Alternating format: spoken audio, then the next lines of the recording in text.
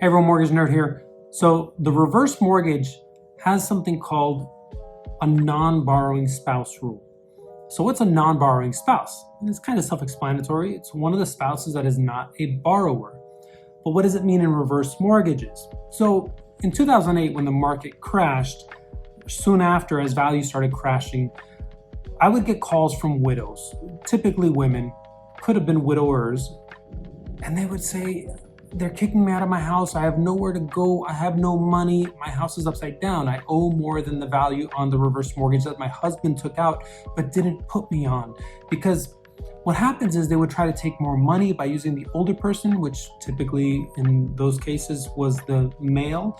When he passed away, the wife is not a borrower, not protected, not on title, therefore had to sell the house at a loss or walk away from it, and then had no money left over and nowhere to go. It was very, very sad. I hated taking those calls and having to explain it to them and hear those stories. So in 2016, FHA changed the rule. They said if you are a spouse that is under 62, if you're doing the FHA reverse mortgage, then you could be a non-borrowing spouse and be protected. You can stay on title, you can live in the home for the rest of your life, even if your of-age spouse, the borrower, passes away.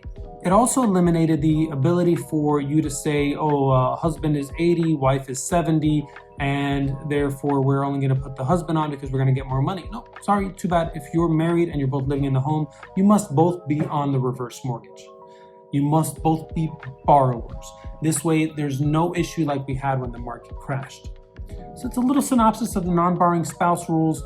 I did get a call from someone the other day, and the husband passed away. So the wife, again, is the non-borrowing spouse, and she is not on title. She is not on the reverse mortgage. Therefore, she is not protected.